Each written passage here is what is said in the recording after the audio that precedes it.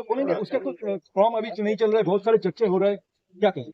नहीं देखिए, white ball की जब बात आएगी ना तो ये आप देखेंगे ये रन बनाएंगे, इसमें कोई दो राय नहीं है। उनको जो भी चीजें ठीक करनी है वो रेड बॉल क्रिकेट में ठीक करनी है।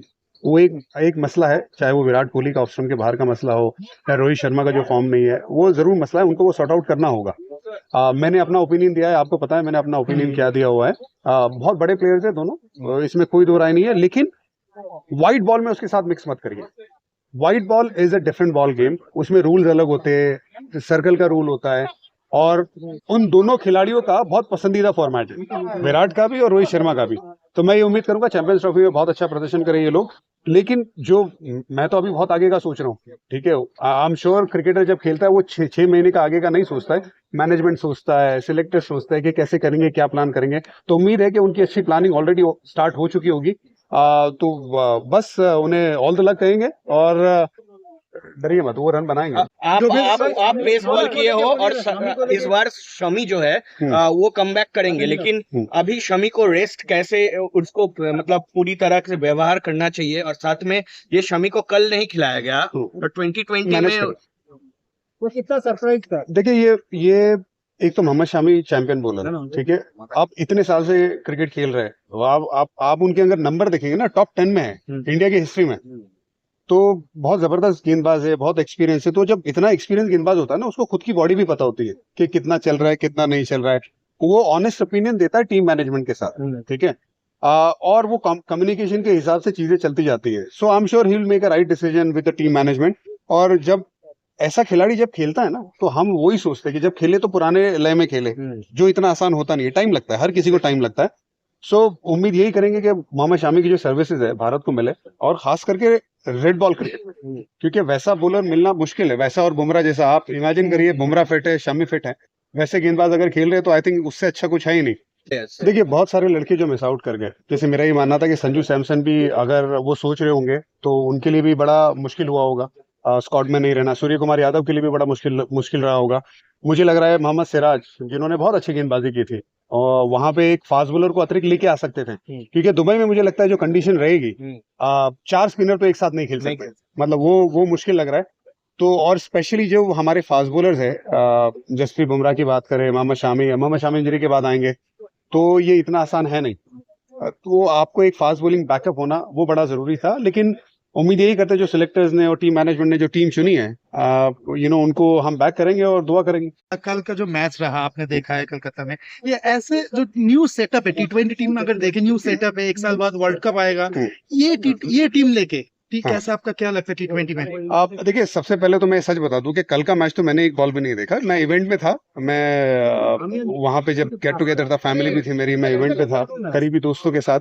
तो अनफॉर्चुनेटली, वरना मैं हर मैच फॉलो करता हूँ, हर बॉल देखता हूँ, लेकिन मैंने स्कोर देखा, तो स्कोर से पता चल रहा था कि भारत का जो विक्ट्री था वो बहुत थम्पिंग विक्ट्री था। तो सबसे पहले तो मुबारकबाद। और ये जो अप्रोच है T20 में, तो देखिए आपको एक बात तो पक्की है, सेल्फिशनेस की जो जगह है वो नहीं है। आप वो संभाल के खेलना, डर के खेलना, उसकी जगह तो नहीं है, क्योंकि गेम बदल गया है। तो ये जो नए लड़के आ रहे हैं वो बिंदास खेल रहे हैं, वो गलतियां करेंगे, वो होगा, वो आउट भी होंगे कई बार। विभाग खेलने जाएंगे बिना खौफ के, जब खेलने जाते हो तो आप आउट भी होते हो, लेकिन ये अप्रोच में अगर आप खेलते रहेंगे T20 cricket short of format, तो आपको कामयाबी बहुत मिलेगी। तो ये बहुत अच्छा लग रहा है। वैसे हम अभी 2 बार T20 वर्ल्ड चैंपियन है, तो हमें शोभा देता है इस तरह से क्रिकेट खेलना। दादा ने भी सेम बात कहा था कि बुमराह के लिए शमी, शमी के लिए बुमराह। दादा हमारा पहला कप्तान, ठीक है। सो दादा की जो अल्फाज है, देखिए वो बोल रहे थे अल्फाज हमारे, हम बोल रहे हैं अल्फाज उनके, तो ये प्यार मोहब्बत तो चलता रहेगा। डोमेस्टिक क्रिकेट में भी कुछ सीरियसनेस खेल रहे हैं, पर्टिकुलरली ऑस्ट्रेलिया सीरीज के बाद। जरूरी है। हाँ, ये आप कैसे देख रहे हो? रोहित शर्मा, यशस्वी जायसवाल, विराट कोहली। हम 1.5 साल से ये बात कर रहे थे, जब हमारे हाथ में माइक था, हमने ये बात कही थी कि सबको डोमेस्टिक क्रिकेट खेलना है। हाँ, ये नहीं होना चाहिए कि इक्का दुक्का मैच खेल लिया और ये दिखा दिया कि भाई हाँ चलो ठीक है हमने खेल लिया है, हमने हमारी जो फर्ज है वो पूरा किया। नहीं, रेगुलर खेलो, आप फ्री हो, क्रिकेट खेलने के लिए आप हो। आप अगर खेलोगे तो उससे इंडियन क्रिकेट का फायदा है, बिकॉज आप बतौर सीनियर खिलाड़ी आप खेलोगे तो आपके लिए भी बेहतर है। लेकिन इमेजिन करिए इंडियन क्रिकेट के लिए कितना अच्छा है। सो सपोज अगर मैं सीनियर खिलाड़ी हूँ और कोई यंग लड़का है, वो खेल रहा है, वो क्या करेगा, मेरे लेवल पे आने की कोशिश करेगा। तो आज सपोज एग्जांपल देंगे, विराट कोहली अगर रेगुलर खेल रहे हैं, रोहित शर्मा रेगुलर खेल रहे हैं, ये जो बड़े जबरदस्त प्लेयर है, हाँ, ये वर्कलोड मैनेजमेंट की जो बात होती है वो आपको ध्यान रखना है। वो सबको पता होता है अपनी बॉडी, सब कुछ है, लेकिन अगर विराट कोहली का लेवल मैच करने के लिए कोई यंग लड़का खेलेगा 2-3 मैच, 4 मैच, 5 मैच, तो वो लड़के का भी लेवल ऊपर आया ना।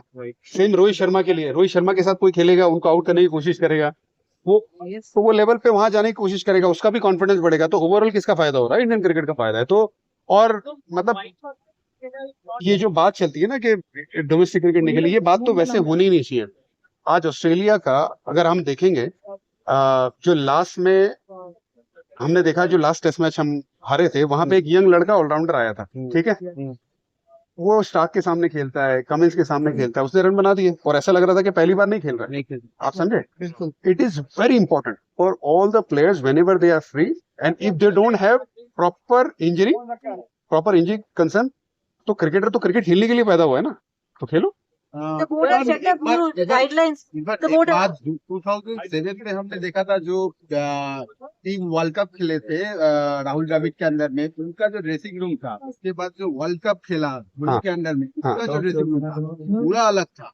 इस बार भी देखा ऑस्ट्रेलिया में जो ड्रेसिंग रूम है और अभी जो ड्रेसिंग रूम पूरा अलग है, एक ही टाइप का सिमिलर। आप गए थे ड्रेसिंग रूम में? नहीं, बातें अंदर उससे बाहर आ रहा है, उससे रिलेट करते बोलते। देखिए, मुझे लगता है कई बार तो बहुत चीजें बहुत बाहर से बहुत ज्यादा चलती रहती है, और ऐसे एक्स क्रिकेटर हम चाहेंगे कि अच्छा ही माहौल रहे, वो हमेशा बड़ा जरूरी है। अच्छे माहौल के साथ क्रिकेट खेलना, अच्छे माहौल से टीम का परफॉर्मेंस और इन्हांस हो जाता है। तो ये चीज हमने पूरा नोटिस किया हुआ है, हमने महसूस किया हुआ है। अच्छी बुरी चीज आपने चीजें बात की हैं, और ऐसा नहीं था कि राहुल द्रविड़ के अंदर में अच्छा माहौल नहीं था वो वर्ल्ड कप में एक अलग जो नेगेटिविटी चल रही थी वो पर्टिकुलर वक्त पे, तो उससे जरूर फर्क पड़ता है। लेकिन जो कोच थे उनके कारण कैसा है कि बहुत सारी चीजें अभी हिस्ट्री में जाएंगे तो फिर है ना, अभी आप भी माइक पकड़ के 2 घंटा खड़े रहेंगे, मैं बात करते रहते, वो मेरी बैटिंग चली जाएगी। लेकिन इम्पोर्टेंट ये है कि कारण कोई भी हो, इंडियन क्रिकेट को और सारे प्लेयर, सारे मैनेजमेंट को सबके दिमाग में एक ही बात होनी चाहिए, इंडियन क्रिकेट को सबके दिमाग में एक ही बात होनी चाहिए, इंडियन क्रिकेट सबसे ऊपर है। तो जब आप फील्ड पे जाते हो ना, तो और ऐसा नहीं है कि सिर्फ हमारी बात है।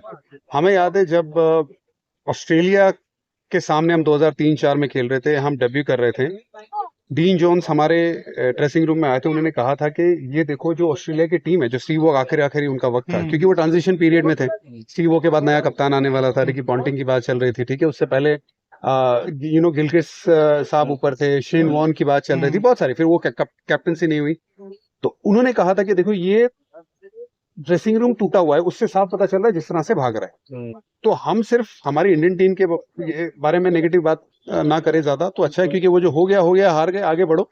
गाइडलाइंस की है बीसीसीआई ने, और उसको लड़के फॉलो करें और एक जबरदस्त एकजुट होकर क्रिकेट खेले, क्योंकि वो टाइम में हमने ऑस्ट्रेलिया में जाके 1-1 की बराबरी की थी 2003-4 में, ठीक है। तो जब ड्रेसिंग रूम का माहौल अच्छा नहीं होता, बाहर दिखता है और फिर बाद में उससे फर्क पड़ जाता है रिजल्ट के ऊपर। ज्यादातर कई बार चीजें छुप जाती हैं, लेकिन ये 19-20 चीजें बात होना तो थोड़ा ज्यादा हो जाता है। लेकिन उम्मीद यही रहेगी कि सब एकजुट होके जबरदस्त खेलेंगे, और इंग्लैंड में जो आने वाला टेस्ट सीरीज है, मेरा ध्यान तो उसी पे ज्यादा रहेगा।